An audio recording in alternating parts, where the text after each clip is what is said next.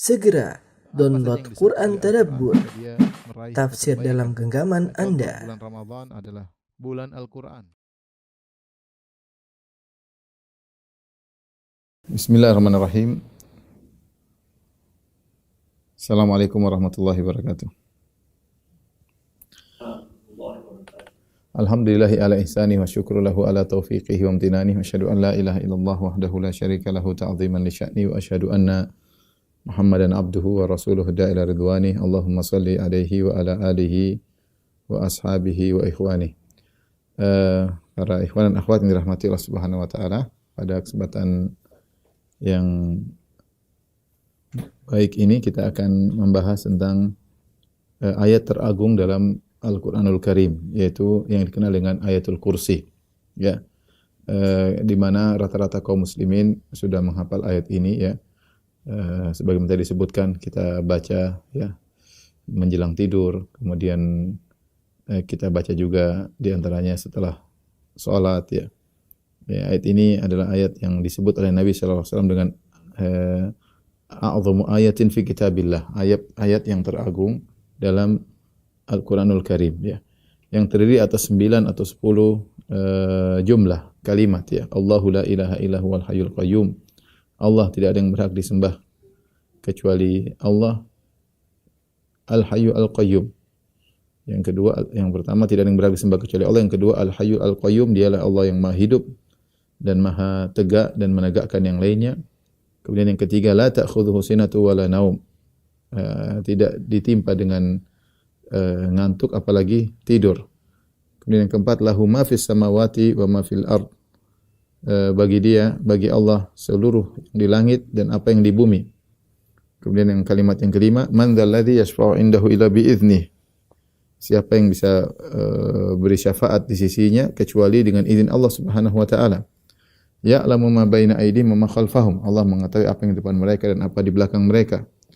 Wa la yuhituna bi syai'in min ilmihi illa bima syaa'. Dan mereka tidak meliputi sedikit pun dari ilmu Allah Subhanahu wa taala kecuali yang Allah kehendaki. Wasi'a kursiyyus samawati wal ard. Kursi Allah meliputi langit dan bumi. Wa la ya'udu hifdzuhuma, dan sungguhnya tidak berat bagi Allah untuk menjaga langit dan bumi. Wa huwal aliyyul azim, dan dia adalah Allah yang maha tinggi dan maha agung. Inilah kalimat-kalimat yang terdapat dalam ayatul kursi yang kita akan mudah-mudahan bisa dimudahkan oleh Allah Subhanahu wa taala untuk kita jelaskan satu persatu, ya. Untuk kita jelaskan satu persatu. Yang ikhwan dan akhwat yang dirahmati Allah Subhanahu wa taala, Rasulullah SAW menamakan ayat ini sebagai a'dhamu ayatin. Sebagaimana dalam dari hadis Ubay bin Ka'ab, di mana Rasulullah SAW pernah bertanya kepada Ubay bin Ka'ab, ya Ubay, ayu ayatin, ya, a'dhamu fi kitabillah. Wahai Ubay, ayat apa yang teragung dalam Al-Qur'an, ya. Hadis riwayat Muslim, ya, dan yang lainnya, ya. Kemudian Ubay mengatakan, Allah wa rasuluhu a'lam. Allah dan Rasulnya lebih mengetahui. Faraddada miraran. Nabi mengulangi lagi, ya Ubay, ayu ayatin fi kitabillahi a'zam. Wahai Ubay, ayat apa yang paling agung dalam Al-Qur'anul Karim, ya. Maka akhirnya Ubay menjawab ayatul kursi. Dan ini menakjubkan bagi Ubay bin Ka'ab. Ubay bin Ka'ab hafal Quran. Dia hafal Quran. Ketika datang pertanyaan tersebut, ayat apa yang paling agung dalam Al-Quran, maka dia tentu men-screen seluruh ayat yang dia hafal, 30 juz. Dia cari mana yang terbaik, mana ayat teragung. Karena Rasulullah belum memberitahukan dia sebelumnya. Ya, maka dia beristihad. Makanya ketika ditanya pertama dia mengatakan Allah wa Rasul alam, Allah yang lebih tahu, Rasul lebih tahu. Tapi Rasulullah ingin membuat dia menjawab, beristihad. Ayo, ayat tersebut? Maka dia kemudian memikirkan lagi sampai akhirnya dia menemukan jawabannya, yaitu ayatul kursi. Nah, ayatul kursi. Jadi bagaimana cerdasnya Ubay bin Ka'ab, dan jawabannya ternyata tepat.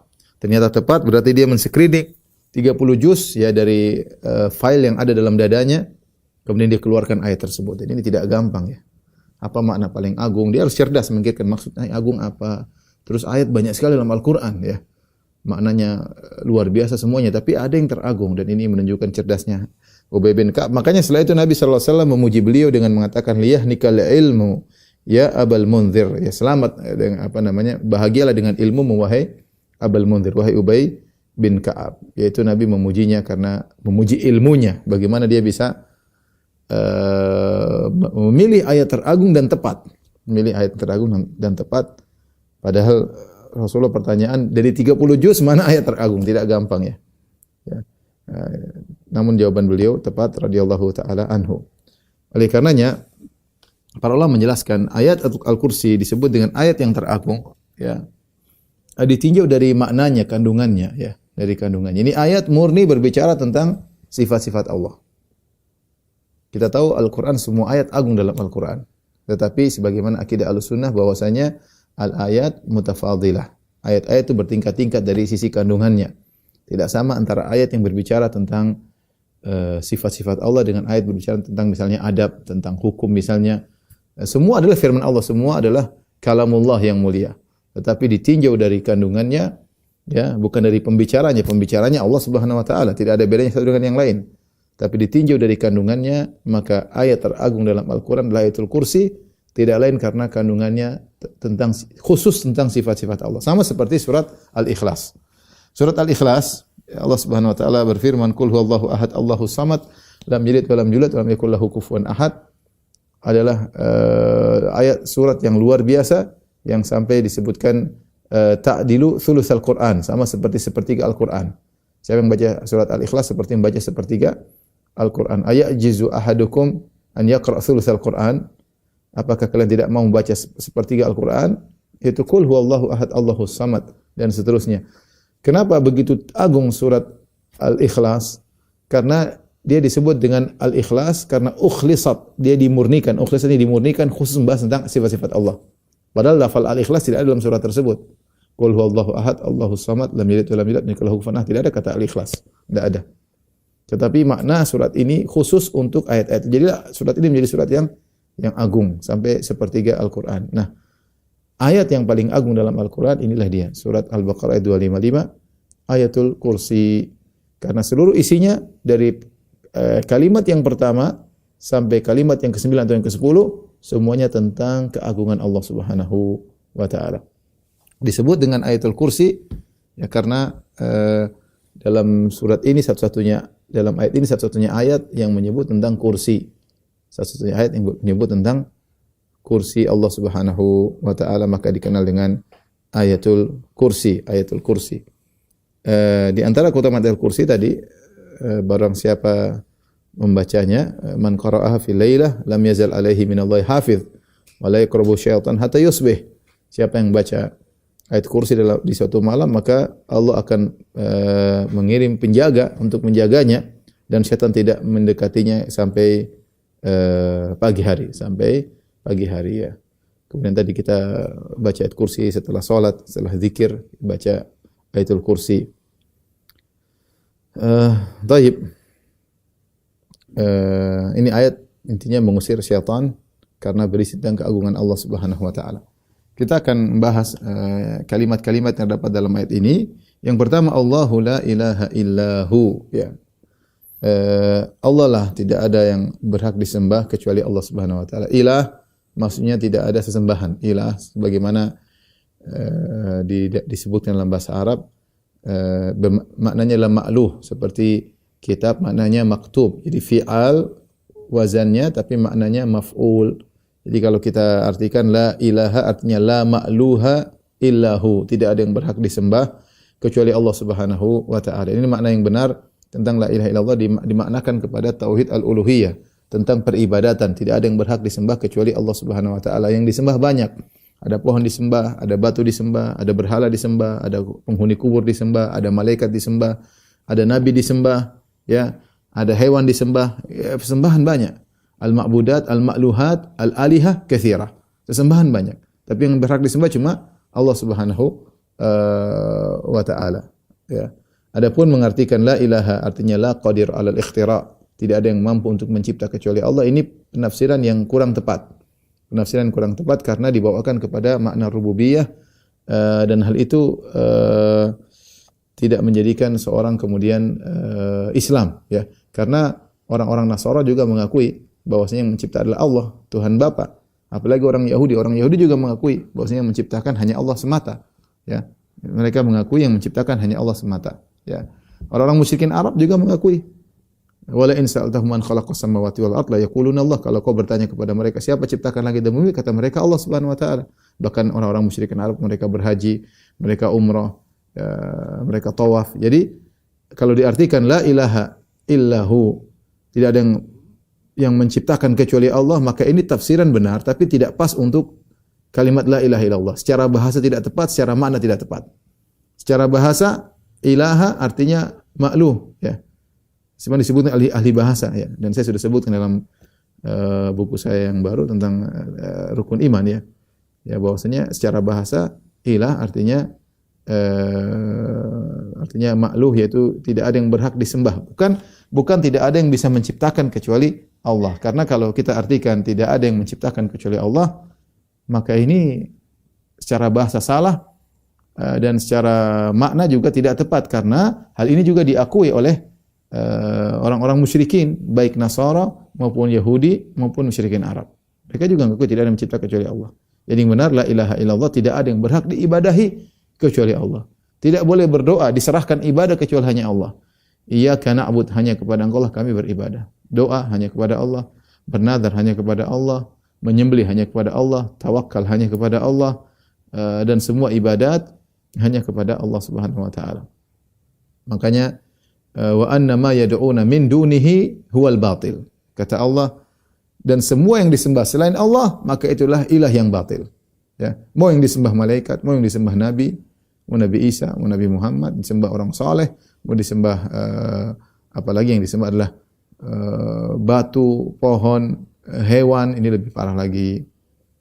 Ini kalimat yang pertama, makna secara ringkas tentang dialah Allah, tidak ada yang berhak disembah kecuali Dia semata. Al-Hayyu Al-Qayyum. Al-Hayyu Al-Qayyum ini adalah dua sifat Allah yang sangat agung. Al-Hayyu artinya yang maha hidup. Al-Qayyum artinya al-Qa'im bi nafsihi, al-Muqim li ghairihi, yaitu dia tegak secara sendiri, tidak butuh kepada yang lain. Qiyamuhu bi nafsihi, dia tidak membutuhkan yang lain, ya. Dia adalah Al-Ghani yang maha kaya, As-Samad yang tidak butuh kepada yang lainnya. Kemudian Al-Muqim li ghairihi, yang menjadikan yang lain tegak, yang semuanya butuh kepada Allah Subhanahu wa taala. Ini secara sederhana Al-Hayyu Al-Qayyum. Kita bahas dulu Al-Hayyu. Apa itu Al-Hayyu? Al-Hayyu artinya yang maha hidup, ya, yang memiliki sifat al-hayat. Dan seluruh sifat Allah tentunya sempurna, dan kehidupan Allah Subhanahu wa taala tidak sama dengan kehidupan manusia, ya, karena Allah Subhanahu wa taala azali dan abadi secara zatnya. Azali dan abadi secara zatnya. Sementara seluruh makhluk dari tidak ada menjadi ada. Minal adam ilal wujud. Al-adam maksudnya ketiadaan, kemudian menjadi wujud. Itu pun tidak sempurna, dengan bertahap, kemudian juga dengan penuh kekurangan dalam kehidupan tersebut, ya. Adapun Allah Subhanahu wa taala Al-Hayyu maha hidup. Makanya Allah Subhanahu wa taala berfirman, "Wa tawakkal 'alal hayyil ladzi la yamut." Bertawakkallah engkau kepada maha hidup yang tidak bakalan mati. Beda dengan manusia bakalan mati, seluruh makhluk bakalan mati. Alladzi yaraka hina taqum, yang melihat engkau ketika kau sedang salat, berdiri. Wa taqallubaka fis sajidin, tatkala kau sujud, Allah Maha melihat. Jadi Al-Hayyu yang maha hidup, ya. Adapun selainnya bakalan mati. Didahului dengan ketiadaan, disudahi dengan kematian. Itulah makhluk. Didahului dengan ketiadaan, disudahi dengan kematian. Adapun Allah azali dan abadi. Kemudian adapun makhluk kemudian nanti di suatu saat menjadi abadi, seperti penghuni surga abadi, penghuni neraka abadi, maka dia pun bukan abadi secara zatnya, tapi dia diabadikan. Diabadikan dengan oleh Allah Subhanahu wa taala. Dia tidak abadi secara zatnya. Sama seperti kita, darinya tidak ada, kita hidup. Hidup kita bukan hidup yang sempurna, karena kita dihidupkan oleh Allah Subhanahu wa taala, oleh Al-Muhyi Al-Mumit. Allah yang menghidupkan dan mematikan. Ya, sebagian orang mengatakan, Ustaz, kalau kita bilang neraka abadi, surga abadi, penghuninya abadi, berarti kita syirik dong, menyamakan dengan Allah. Jawabannya tidak, beda. Neraka penghuninya, surga dan penghuninya abadi tidak sama dengan abadinya Allah. Bedanya apa? Mereka didahului ketiadaan, kemudian mereka tidak abadi dengan sendiri, tapi diabadikan. Adapun Allah Subhanahu wa taala tidak didahului dengan ketiadaan, dia azali dan abadinya secara zatnya, abadinya secara zatnya. Dan sama sekarang kita hidup, Allah hidup. Apakah syirik kita bilang kita hidup, Allah hidup, sama-sama hidup? Tentu kehidupan kita beda dengan kehidupan Allah Subhanahu wa taala. Allah Maha hidup. Dan makanya yang tempat bertawakal yang sesungguhnya adalah Allah. Wa tawakkal 'alal hayyil ladzi la yamut. Bertawakallah kepada zat yang Maha hidup, tidak bakalan mati. Kau bertawakal kepada makhluk bakalan mati. Salah, bertawakal kepada makhluk. Kehidupannya penuh dengan kekurangan. Ya, makanya kehidupan Allah Al-Hayyu dipenuhi dengan As-Sami', Al-Basir, Al-Qadir, Al-Alim, dipenuhi dengan yang Maha kuasa, Maha melihat, Maha mendengar, dan sifat-sifat sempurna yang ada pada sifat Al-Hayat atau Al-Hayyu. Nama Allah Al-Hayyu. Ya. Ini makna dari Al-Hayyu. Makanya ketika Nabi Muhammad SAW meninggal, apa kata Abu Bakar? Ketika itu banyak orang, sebagian orang tidak percaya kalau Nabi Muhammad SAW meninggal dunia. Di antaranya Umar bin Khattab. Maka Abu Bakar berkhutbah dengan berkata, "Man kana ya'budu Muhammadan fa inna Muhammadan qad mat." Siapa yang menyembah Muhammad, Muhammad sudah mati sallallahu alaihi wasallam. Wa man kana ya'budullah, barang siapa yang menyembah Allah, fa innallaha hayyun la yamut. Bahwasanya Allah Maha hidup dan tidak bakalan mati. Ini Al-Hayyu. Kemudian setelah itu sifat yang nama Allah yang kedua Al-Qayyum. Al-Qayyum yaitu yang Maha tegak, tidak butuh kepada yang lainnya, dan Al-Muqim li ghairi, yang menegakkan yang lainnya. Semua yang lain tidak bisa tegak kecuali dengan Allah Subhanahu wa taala. Dia Al-Qaim, dan dia secara zatnya tegak, dan dia menegakkan yang lainnya, mengurusi yang lainnya. Inilah Al-Qayyum. Al-Qayyum, ya. Makanya di antara sifat Allah As-Samad, atau nama Allah As-Samad, yang semua bergantung kepada Allah Subhanahu wa taala. Dia tidak bergantung kepada yang lainnya. Al-Ghani, yang Maha Kaya, kata Allah, "Ya ayuhan nasu antumul fuqara'u ila Allah wallahu wal ghaniyul hamid." Wahai manusia sekalian, kalian semuanya butuh, fakir kepada Allah. Secara zat kalian fakir kepada Allah. Kalian butuh kepada Allah dari tidak ada menjadi ada. Dari mati menjadi hidup. Dari tidak ada menjadi ada, dan dalam kehidupan kalian butuh kepada Allah Subhanahu wa taala. Untuk mempertahankan kehidupan butuh kepada Allah Subhanahu wa taala. Antumul fuqara, kalian adalah fakir ila Allah, butuh kepada Allah. Wallahu wal ghaniyul hamid, dan Allah Maha Kaya dan Maha terpuji. Inilah Al-Qayyum, yaitu apa namanya? Di antaranya Rasulullah pernah berdoa dalam doa istiftah, Allahumma lakal hamdu anta qayyumus samawati wal ardi wa man fihin. Ya Allah, segala puji bagimu. Anta qayyumus, engkau yang mengurusi langit dan bumi dan apa yang ada di antara yang ada padanya, penghuni langit, penghuni bumi, ya. Anta qayyum, yaitu engkau adalah qayyumus samawati wal ardh, yang mengurusi. Makanya dalam Al-Qur'an Allah mengatakan, afaman huwa qa'imun ala kulli nafsin bima kasabat. Apakah sama dengan Allah yang qa'imun ala kulli nafsin bima kasabat, yang mengurusi seluruh jiwa. Allah mengurusi seluruh jiwa. Kita ini diurusi oleh Allah secara detail, ya. Setiap kita diurusi oleh Allah Subhanahu wa taala. Dan tidak ada yang sanggup melakukan ini kecuali Allah Subhanahu. Makanya kadang-kadang saya kalau turun naik pesawat, kemudian mau turun di Bandara Cengkareng, kemudian saya lihat Jakarta dengan begitu padatnya penduduknya, dengan begitu berjuta-juta manusia, semuanya yang ngurusin mereka, siapa kasih makan, kasih minum, hajat mereka. Ya, ini sulit untuk kita logikakan, ya. Ada yang ngurus, Allah Subhanahu wa taala. Kita manusia sehebat apapun tidak mau mengurus. Contoh, seorang misalnya direktur atau owner perusahaan, dia tidak mau mengurusi seluruh pekerjaannya. Apalagi kalau pekerjaannya sampai 1.000 orang, 2.000 orang, 3.000 orang, dia nggak mampu ngurusin.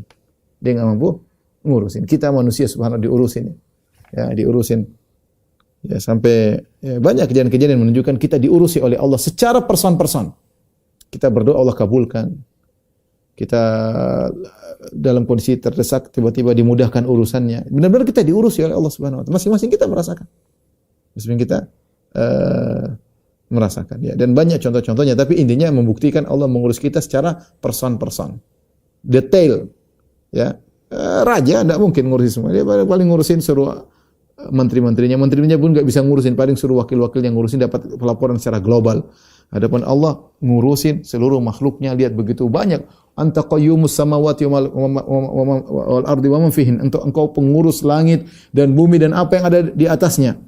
Bukan cuma kita, langit yang ngurusin Allah, yang begitu luas, begitu megah, begitu agung. Bumi yang begitu besar yang ngurus dengan tumbuhannya, dengan hewan-hewannya, dengan atmosfernya, dengan mataharinya, dengan rembulannya, dengan anginnya, dengan tanahnya, dengan gunung-gunungnya, semua enggak siapa bisa ngurusin? Allah Subhanahu wa taala. Wa man fihin, dan apa yang penghuni langit dengan entah berapa triliun atau miliar malaikat, dengan miliar manusia, dengan hewan mungkin entah berapa triliun hewan dengan berbagai macam modelnya. Allah mengurus ala kulli nafsin. Allah mengurus setiap jiwa, dan ini tidak mampu melakukannya kecuali Tuhan Rabbul Alamin, pencipta mereka, ya. Pencipta mereka. Ala ya'lamu man khalaq, bukankah yang menciptakan tahu tentang apa yang diciptakan? Inilah Al-Hayyu dan Al-Qayyum. Al-Qayyum tegak di atas dirinya, tidak butuh yang lainnya. Al-Muqim li ghairihi, yang menegakkan yang lainnya, mengurusi yang lainnya. La ta'khudhuhu sinatu wala naum. Ini jumlah yang ketiga atau kalimat yang ketiga dalam ayat kursi. La ta'khudhuhu sinatu wala naum. Yang Allah Subhanahu wa taala tidak ditimpa dengan ngantuk, apalagi tidur, ya. Sinah yaitu muqaddimatun naum, pembukaan sebelum tidur, ngantuk dulu, ya, ngantuk. Kita semua manusia mengalami rasa kantuk, ya. Ya, ketidakmampuan. Allah Subhanahu wa taala tidak ada ngantuk sama sekali, menunjukkan kesempurnaan sifat al-qayyumiyah, Allah mengurusin, dan kesempurnaan sifat al-hayat, kehidupan Allah. Kehidupan Allah sempurna dan sifat Allah mengurusi makhluk sempurna. Karena kalau Allah ngantuk bisa kacau nih alam semesta, ya. Innallaha yumsikus samawati wal ardu alla antazula. Sungguhnya Allah yang memegang langit dan bumi agar tidak bergeser, agar tidak hilang, agar tidak rusak, ya. Kalau Allah enggak ngurus langit dan bumi bisa hancur, ya. Matahari berjalan dengan orbitnya teratur, entah berapa ribu tahun lalu, entah jutaan tahun, tidak pernah berubah aturannya. Rembulan juga demikian. Ya, matahari kalau maju sedikit mungkin kita sudah terbakar, kalau semakin jauh mungkin jadi es, kita jadi kutub semuanya, enggak bisa hidup bumi ini. Allah berikan jarak yang pas sesuai dengan orbitnya, sehingga muncul beberapa musim di sebagian negara di luar khatulistiwa, ya. Ada musim panas, musim dingin, musim semi, ya. Ya, musim gugur dan yang lainnya, ya. Subhanallah. Seandainya Allah ngantuk, ya, mungkin matahari jalannya lebih cepat. Kita kalau misalnya duduk di pinggir pantai menunggu buka puasa, lihat matahari lama, mungkin 2 jam lagi. Kalau bisa kita ngatur ke matahari, pinginnya langsung cepat, langsung tenggelam biar kita bisa buka puasa. Tapi subhanallah, semua sudah ada yang ngatur. Sudah ada yang ngatur, ya. Bukan cuma kita, langit, alam semesta ada yang ngatur. Ada yang ngatur. Seandainya pengatur tersebut, zat maha pengatur tersebut ngantuk, apalagi tidur, selesai. Makanya yang ngantuk, yang tidur tidak berhak untuk disembah, ya. Sebagaimana disebutkan dalam Bible, bahwasanya Nabi Isa tidur, dibangun oleh murid-muridnya ketika dia naik kapal, dia tidur.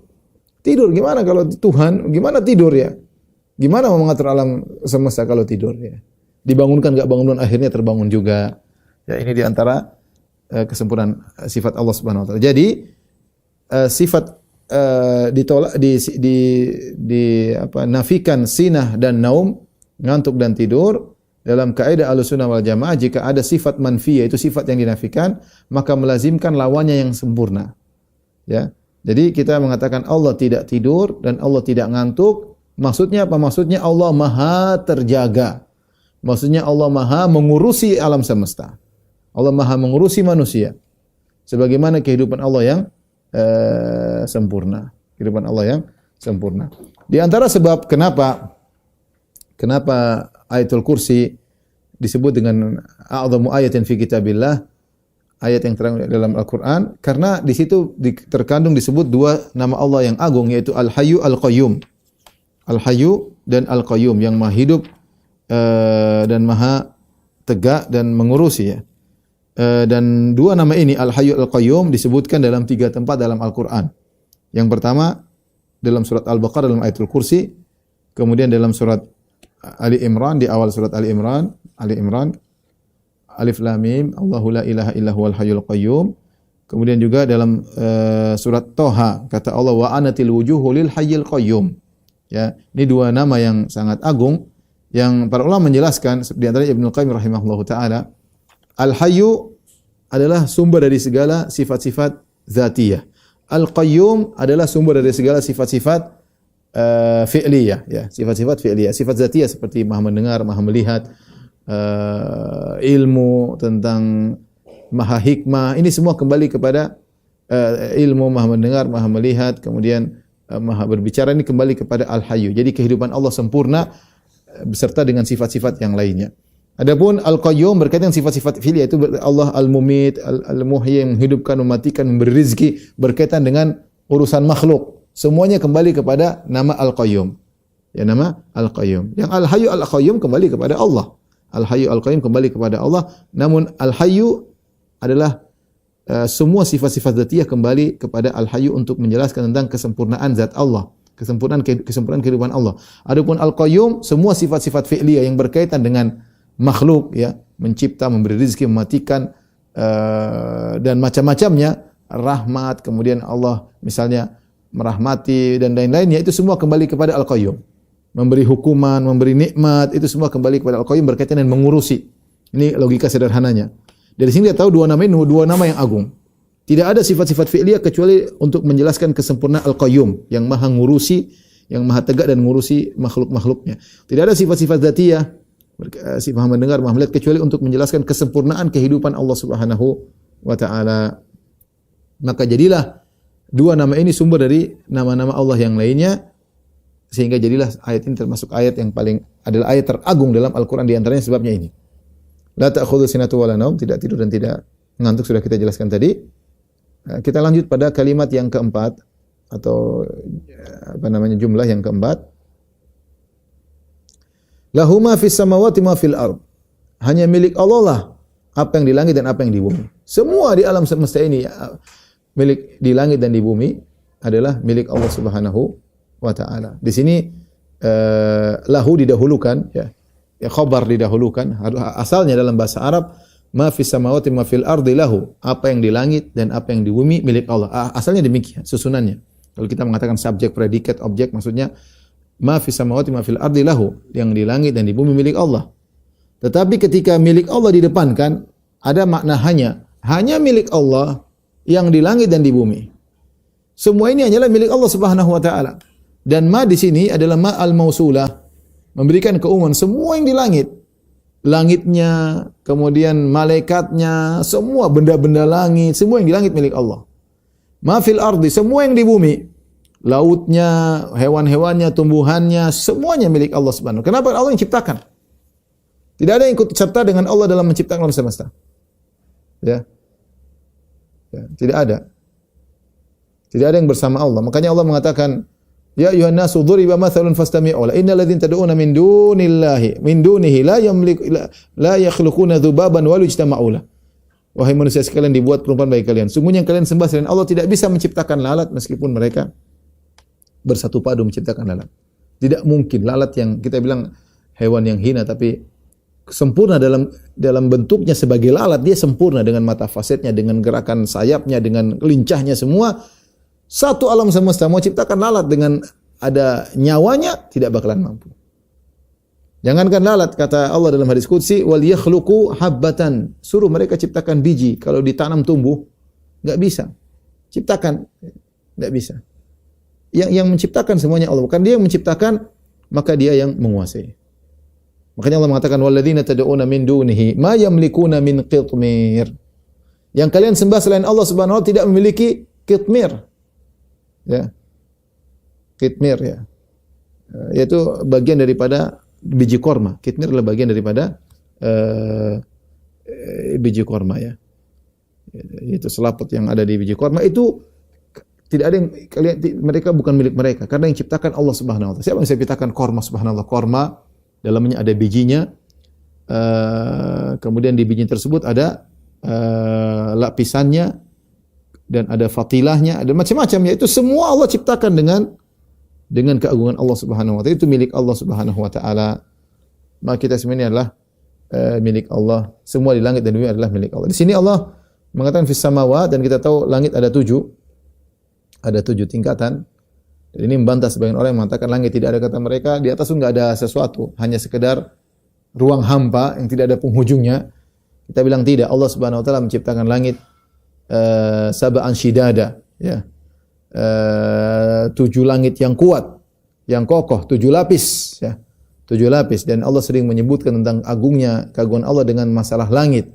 Karena langit ini begitu luas, kita tidak tahu mana pangkalnya, mana ujungnya, isinya berat, ada malaikat, ada matahari, ada rembulan, namun tidak ada tiangnya yang menyangganya dan tidak ada lubangnya. Hal tara min futur. Apakah ada lubangnya? Enggak ada. Tidak ada lubangnya sama sekali. Kemudian ada tingkat-tingkatannya? Enggak, semua dengan datar langit tersebut. Coba kalau kita bikin bangun rumah, kemudian bikin atap dengan panjang 50 kali 50 sudah sulit. Harus ada tiang di tengahnya. Ya. Sementara langit bighairi amadin tarawnaha, tanpa tiang. Ini semua ciptaan Allah Subhanahu wa taala, wa ma fil ard, dan semua yang di bumi juga milik Allah Subhanahu wa taala. Dan ini menunjukkan tentang rububiyah Allah Subhanahu wa taala, karena Allah yang menciptakan, maka hanya Allah yang memiliki itu semua. Makanya kita kalau tertimpa apa-apa kita mengatakan innalillahi wa inna ilaihi raji'un. Kita ini milik Allah. Dan kepadanya kita akan kembali. Apapun yang hilang, mobil kita hilang, harta kita hilang, kita bilang innalillah. Kalau jangankan harta kita, kitanya saja milik Allah. Allah yang ciptakan dan kita akan kembali kepada Allah, apalagi apa yang kita miliki. Semuanya milik Allah Subhanahu wa taala. Di antara faedahnya, tatkala kita tahu semua milik Allah, maka para ulama mengingatkan, semua harta yang kita miliki ini hanyalah titipan dari Allah Subhanahu wa taala. Nah, kalau itu titipan, maka gunakanlah sesuai dengan aturan sang penitip. Ya. Makanya setiap orang akan dibangkitkan pada hari kiamat dan akan ditanya tentang hartanya, min aina iktasabahu wa fima anfaqah, dari mana dia dapatkan dan kemana dia habiskan. Tidak semena-mena, seenak-enaknya, sewenang-wenangnya dia kemudian menggunakan hartanya sesuka hatinya. Beli ini, beli anu, habiskan ini, habiskan enggak. Semua milik Allah dan kau akan diminta pertanggungjawaban. Baik, kalimat berikutnya. Kalimat yang kelima. Man dzalladzi yashfa'u 'indahu illa bi'idnih. Ya. Ya. Siapa yang beri syafaat di sisi Allah kecuali dengan izin Allah Subhanahu wa taala. Ahlussunnah wal Jamaah meyakini adanya syafaat, berbeda dengan orang-orang Khawarij yang mengatakan tidak ada syafaat. Demikian juga Mu'tazilah, mereka menolak syafaat.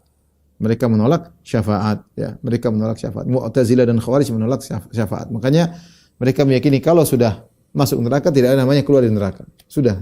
Kalau dalam Ahlussunnah wal Jamaah orang dari neraka bisa keluar, di antaranya dengan dapat syafaat.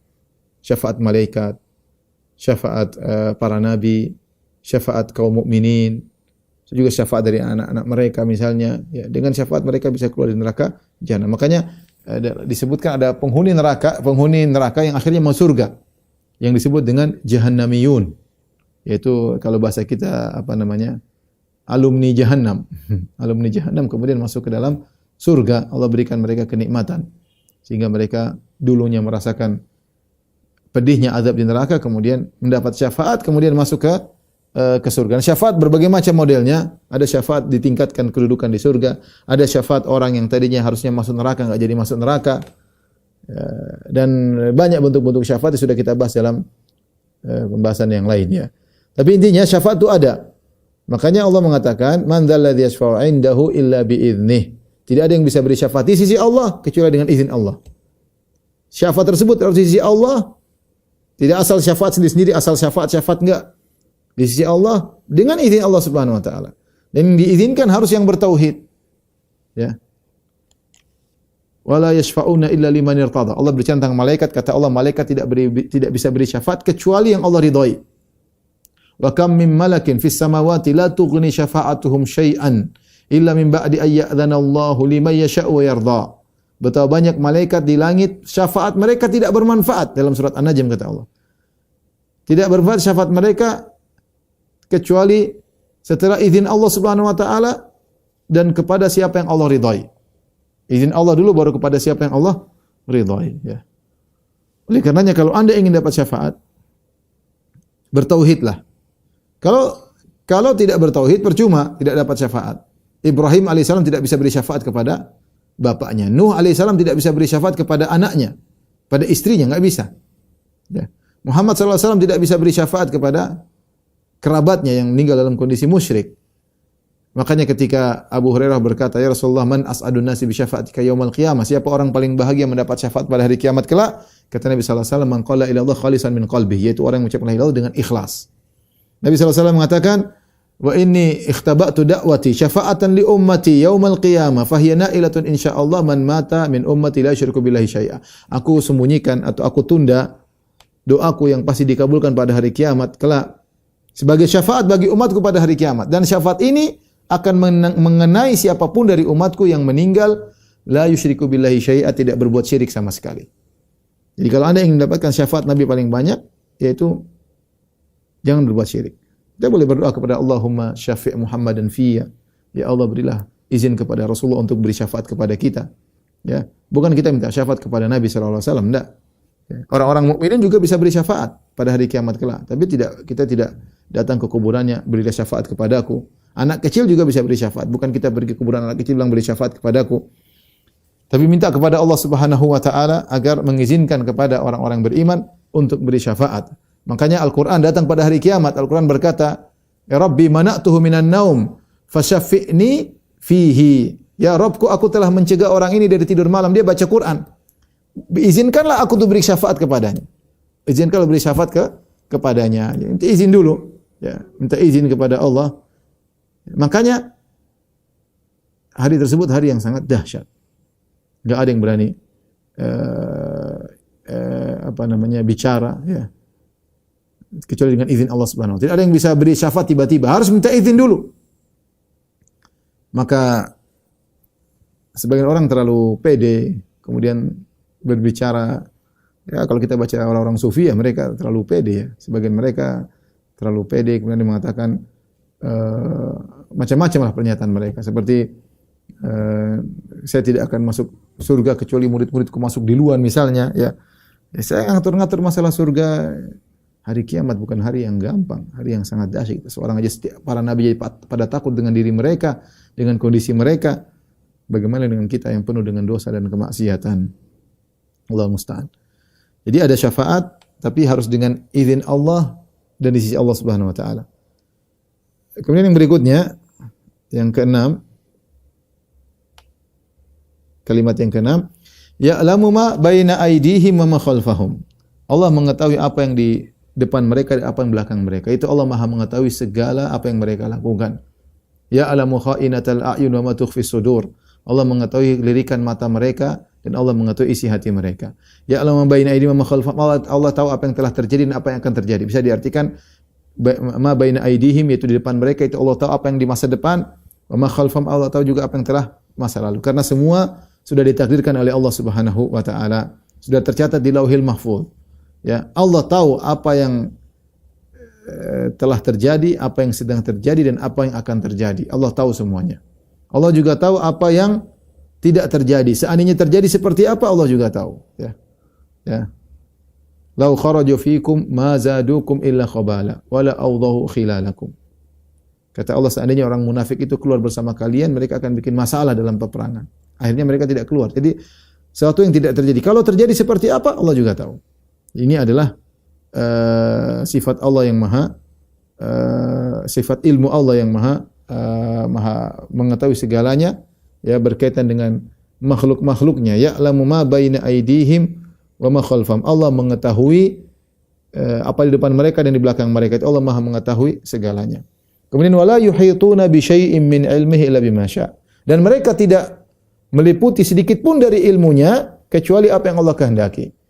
Di sini perhatikan, Allah berfirman wala yuhituna, itu mereka tidak meliputi sedikit pun bi syai'in min ilmihi, dari ilmunya, kecuali apa yang Allah kehendaki. Apa maksudnya dari ilmunya? Ada dua tafsiran di kalangan para ulama. Ada yang mengatakan min ilmihi maksudnya tentang Allah Subhanahu wa taala, yaitu mereka tidak mengetahui tentang Allah kecuali yang Allah kabarkan kepada mereka. Ya, karena tidak ada yang mengetahui tentang Allah secara detail, tidak ada. Nabi SAW saja tidak mengetahui Allah secara detail. Makanya Nabi ketika memuji Allah mengatakan, Rasulullah SAW bersabda, la uhsi thana'an alaik, anta kama athnaita ala nafsik. Aku tidak bisa menguasai pujianmu secara seluruhnya. Engkau anta kama athnaita ala nafsik, engkau sebagaimana kau puji dirimu sendiri. Ya. Makanya dalam doa untuk menghilangkan kesedihan, Nabi berkata, as'aluka bikulli ismin huwa lak sammaita bihi nafsak aw anzaltahu fi kitabik Aw 'allamtahu ahdan min khalqik aw ista'tharta bihi fi ilmil ghaibi indak. Fi ilmil ghaibi indak anta jil Qur'ana rabi'a qalbi. Aku mohon kepada Engkau dengan seluruh nama-namamu. Ya. Samaita bihi nafsak, yang Kau menamakan dirimu dengan nama-nama tersebut. Dan kita tahu setiap nama itu ada pujian kepada Allah. Setiap nama itu mengandung sifat Allah. Ya. Aw anzaltahu fi kitabik, sebagai nama tersebut Engkau turunkan di dalam Al-Qur'an. Aw allamtahu ahadan min khalqik, sebagai nama tersebut Kau ajarkan kepada hamba-Mu itu Rasulullah sallallahu alaihi wasallam. Aw ista'tharta bihi fi ilmil ghaibi indak, atau yang Kau sembunyikan dari ilmu gaibmu. Jadi ada sifat-sifat Allah yang kita tidak tahu, masih banyak. Makanya Nabi sallallahu alaihi wasallam ketika sujud di padang mahsyar untuk minta izin syafaatul uzma, Nabi sujud, kata Nabi, fayufta alayya bimahamid la uhsinaha al-an. Allah lalu bukakan kepadaku tentang bagaimana memuji Allah yang aku sekarang tidak bisa.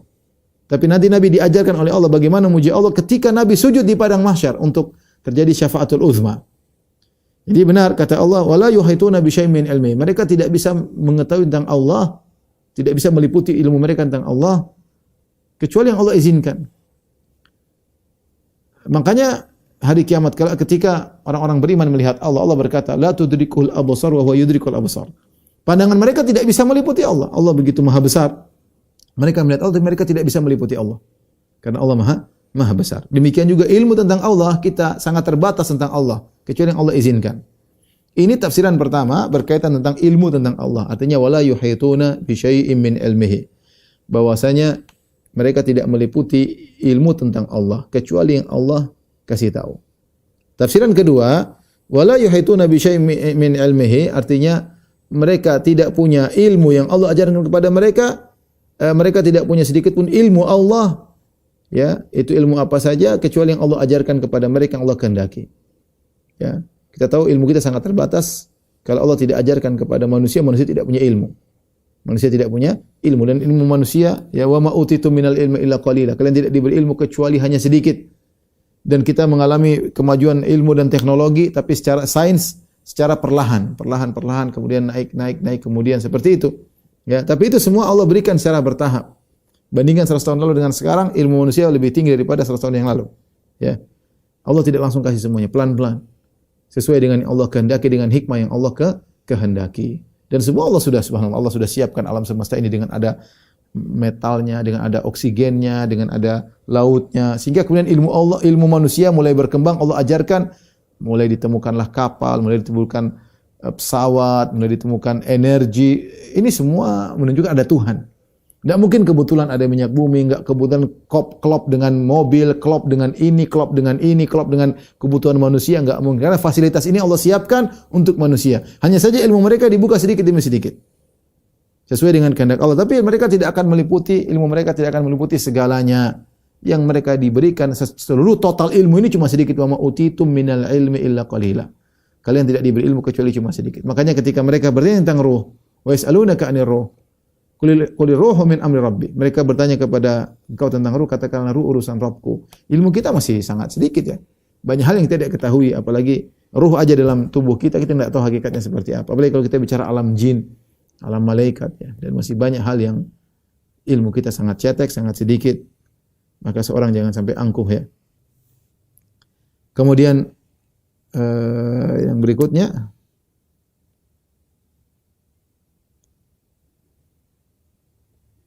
yang ke-8, ya. Yang ke-8, ya.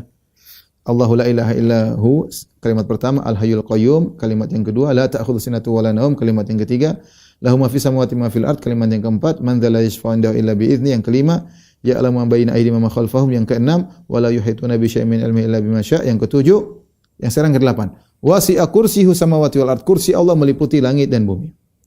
Kursi ini maksudnya apa, ya? Datang dalam hadis bahwasanya tidaklah kursi dibandingkan dengan langit, tidaklah langit dibandingkan dengan kursi, illa ka halaqatin mulqat bi ardin falat. Ya, mas samawatu minal kursi, tidak langit yang 7 dibandingkan dengan kursi, seperti cincin yang dilemparkan di padang terbuka, ya. Kemudian tidaklah kursi dibandingkan dengan ars, juga sedemikian itu. Artinya langit dibandingkan kursi, langit sangat kecil. Langit sangat kecil, kursi sangat luas. Namun hadis ini diperselisihkan oleh para ulama, sebagian menghasankan, sebagian mendhaifkan. Menyebut tentang kursi. Ya. Saya sendiri cenderung kepada hadisnya dhaif ya. Kemudian datang dalam sebagian riwayat dari sahabat, dari Ibnu Abbas radhiyallahu anhu, dari Abu Musa al-Asy'ari, mereka berdua mengatakan dengan sanad yang sahih, ya, dengan sanad yang sahih, dua-duanya sahih, diriwayatkan oleh Al-Baihaqi, Ad-Daruqutni, dari Ibnu Khuzaimah ya. Ibnu Abbas berkata al-kursi maudhi'ul qadamain. Bahwasanya kursi adalah tempat kedua kaki ya. Ini juga dari Abu Musa al-Asy'ari. Dan ini tapi bukan hadis, dia mauquf, hanya perkataan para sahabat ya. Maka sebagian ulama mengatakan kita sulit mengambilnya karena Ibnu Abbas mengambil dari Israiliyat, kemungkinan dari Israiliyat. Sebagian ulama mengatakan tidak, kita mengambilnya pendapat Ibnu Abbas karena Ibnu Abbas tidak mungkin bicara tentang masalah Tuhan kemudian mengambil dari Israiliyat, dan ini hukumnya adalah hukum marfu karena tidak mungkin Ibnu Abbas dan Abu Musa al-Asy'ari berbicara tentang sesuatu yang gaib kecuali dari Allah Subhanahu wa taala. Kalau ini asarnya sahih menguatkan tentang hadis yang sahih dalam Sahih Muslim dan yang lainnya, bahwasanya neraka selalu minta nambah, hal min mazid ya, mana tambahan sementara penghuni neraka sudah tidak ada, maka hatta yadha'u Rabbul Izzati qadamahu, sampai Allah meletakkan kakinya di neraka, baru kemudian neraka berkata qad cukup ya. Dan hadis itu menunjukkan Allah punya kaki ya, sebagaimana Allah memiliki sifat-sifat yang lain. Allah punya wajah, Allah punya mata, Allah punya tangan, tetapi kaidah Ahlussunnah wal Jamaah laisa kamitslihi syai', tidak ada satu pun yang serupa dengan Allah. Ya, jadi semua yang terbetik dalam benak kita, wajah Allah begini, mata Allah begini, tangan Allah begini, kaki Allah begini, semuanya tidak benar. Ya, karena manusia ini daya khayalnya tergantung dengan apa yang sudah ditangkap oleh panca inderanya. Ya, padahal Allah tidak bisa dianalogikan dengan makhluk ya. Kita tidak bisa membayangkan kecuali yang sudah ditangkap oleh panca indera ya. Adapun Allah Subhanahu wa taala tentu tidak sama dengan makhluknya, maka sebagaimana zatnya tidak sama seperti zat makhluk, maka demikian juga wajahnya, demikian juga tangannya, demikian kakinya, demikian juga matanya tidak sama dengan makhluk. Dan ini kaidah yang harus kita ingat selalu. Kita menetapkan sifat-sifat Allah sebagaimana Allah mengabarkan tentang dirinya. Adapun bagaimananya kita serahkan kepada Allah, tidak ada yang tahu. Ya, makanya ketika ada seorang bertanya kepada Imam Malik, "Ya Imam Malik, Ar-Rahmanu 'alal 'arsy istawa." Allah beristiwa di atas arsy. Ayatnya ma'ruf, kaifastawa? Bagaimana Allah beristiwa? Dia tanya bagaimananya. Akhirnya Imam Malik pun nunduk sampai berkeringat, sampai marah. Imam Malik mengatakan al-istiwa'u ma'lum. Istiwa kita sudah tahu maknanya di atas. Wal imanu bihi wajib. Iman kepada hal tersebut wajib. Ya. Wal kaifu majhul, bagaimana tidak ada yang tahu. Wa su'alu anhu bid'ah, dan bertanya tentang bagaimananya adalah bid'ah. Akhriju hadzal mubtadi', keluarkanlah mubtadi' ini, kata Imam Malik. Maka kita mengatakan demikian juga kursi atau kaki Allah atau tangan Allah, kita tidak tahu, yang tahu hanyalah Allah Subhanahu wa taala. Kita menetapkan apa yang ditetapkan oleh Nabi sallallahu alaihi wasallam, ditetapkan oleh para sahabat. Seandainya ini tidak ada asarnya, tentu kita tidak akan menyampaikan, tapi datang asar yang sahih dari Ibnu Abbas dan juga dari Abu Musa al-Asy'ari. Datang dalam riwayat yang lain dari Ibnu Abbas, diriwayatkan oleh Ibnu Jarir At-Tabari dalam tafsirnya, Ibnu Abbas mengatakan al-kursi ilmu, al-ilmu. Kursi adalah ilmu. Namun riwayat ini riwayat yang dhaif. Dan dijelaskan oleh para ahli hadis. Yang lebih sahih adalah perkataan Ibnu Abbas, al-kursi maudhi'ul qadamain, kursi adalah tempat dua kaki. Ya, adapun al-kursi adalah ilmu, maka ini hadis riwayatnya lemah. Dan kalau kita terapkan di sini kurang pas, karena wasi'a kursiyus samawati wal arda, Allah sudah bicara tentang ilmu sebelumnya, tentang ya'lamu ma baina aydihim wa ma khalfahum, Allah mengetahui yang apa di depan mereka, belakang mereka. Kemudian juga tidak ada yang meliputi ilmu Allah Subhanahu wa taala. Ya, kemudian wasi'a kursiyus samawati wal arda, ilmu Allah meliputi langit dan bumi, ya. Seakan-akan pengulangan tentang masalah ilmu. Lagi pula sanadnya lemah, ya. Intinya kursi adalah makhluk, ya. Ada yang mengartikan kursi juga arsy, ini pendapat. Ada yang mengatakan kursi adalah arsy, ya. Intinya ini ada pendapat yang mengatakan kursi adalah arsy, ada yang mengatakan kursi selain arsy. Tapi kursi tersebut luasnya seluas langit dan bumi, seluas langit dan meliputi langit dan bumi, ya. Sangat besar kursi tersebut. Inilah kenapa ayat tersebut disebut ayatul kursi. Kemudian jumlah yang atau kalimat yang ke-9, wala ya'uduhu hifdzuhuma. Maknanya wala yuthqiluhu, tidak memberatkan bagi Allah mudah bagi Allah untuk menjaga langit dan bumi. Ya, mudah bagi Allah untuk menjaga langit dan bumi. Ya, kalau sulit bagi Allah maka repot alam semesta ini. Ya, Allah yang memegang langit dan bumi. Allah yang mengurusi alam semesta, Allah yang mengurusi arsy, Allah yang mengurusi kursi. Ya. Maka ini bantahan terhadap sebagian orang mengatakan kalau Allah di atas langit, Allah butuh langit. Kalau Allah di atas arsy, Allah butuh arsy. Jawabannya tidak. Arsy, langit semua yang butuh kepada Allah. Tidak berarti yang di atas butuh kepada yang di bawah. Innallaha yumsiku samawati wal ardh. Allah memegang langit dan bumi. Wala ya'udu hifdzuhuma. Langit dan bumi tidak berat bagi Allah untuk mengurusi langit dan bumi, menjaga langit dan bumi. Ya, jadi tidak mesti yang di atas butuh kepada yang di bawah, sehingga akhirnya sebagian mereka menolak Allah di atas. Kata mereka kalau Allah di atas arsy, Allah butuh kepada arsy. Kita sering sampaikan bahwasanya itu tidak lazim. Yang di atas tidak mesti butuh yang kepada di bawah. Itu kalau manusia iya, kalau makhluk iya. Ya, tapi buktinya juga ada makhluk yang di atas tidak butuh kepada yang di bawah. Contohnya langit dan bumi. Langit dan bumi, langit lebih luas, langit lebih tinggi, bumi kecil, bumi hanyalah isi daripada langit, tetapi langit tidak butuh kepada bumi. Bahkan tidak ada tiang yang menyangga langit. Bi ghairi amadin tarawunaha. Langit tegak tanpa ada tiang yang menyangga langit tersebut. Nah, kalau ada makhluk yang di atas tidak butuh kepada yang di bawah, kita bilang apalagi Allah Subhanahu wa taala. Allah di atas arsy, Allah di atas langit, Allah di atas kursi, dan Allah tidak butuh dengan itu semua. Justru Allah yang menjaga makhluk-makhluk tersebut. Dan kalimat yang ke-10, wa huwal aliyul azim, dialah Allah yang maha tinggi. Al-azim dan maha agung, ya. Wa huwal aliyul azim, Allah maha tinggi. Ya, maha tinggi. Saya pernah lihat ceramah sebagian dai yang menolak Allah di atas. Namun ketika dia menafsirkan ini mengatakan wa huwal aliyul azim, Allah maha tinggi, ditunjuk ke atas. Ya. Fitrahnya tahu bahwasanya Allah maha tinggi. Allah di luar alam semesta. Alam semesta diciptakan oleh Allah Subhanahu wa taala. Dulu alam semesta tidak ada, Allah ciptakan, dan Allah di luar alam semesta, ya. Dan Allah di luar alam semesta bukan berarti Allah butuh kepada tempat di luar alam semesta. Tempat termasuk alam semesta. Saya ulangi, tempat termasuk alam semesta. Dan Allah sebagaimana sebelum menciptakan alam semesta tidak butuh kepada tempat, tidak ada tempat, dan setelah Allah menciptakan tempat juga Allah tidak butuh kepada tempat. Allah di luar alam semesta, di luar tempat-tempat tersebut. Sehingga kalau kita mengatakan Allah di atas, maksudnya Allah di luar alam. Bukan ada ruang hampa yang Allah dalam seluruh, tidak, ya. Sebagaimana kita katakan langit tidak butuh kepada bumi, ya. Dan langit di luar bumi, maka Allah di luar alam semesta. Al-Azim, dan dialah maha agung dalam segalanya, agung dalam zatnya, agung dalam sifat-sifatnya, agung dalam keputusannya, agung dalam hikmahnya. Allah maha agung dalam segalanya. Inilah ikhwan dan akhwat yang dirahmati Allah Subhanahu wa taala, sedikit faedah yang bisa kita sampaikan dari Ayatul Kursi. Semoga ketika membacanya kita bisa membaca dengan lebih khidmat, ya, karena dialah a'zamu ayat yang teragung dalam Al-Qur'anul Karim. Subhanakallah bihamdik. Asyhadu an la ilaha illa anta, astaghfiruka wa atubu ilaik.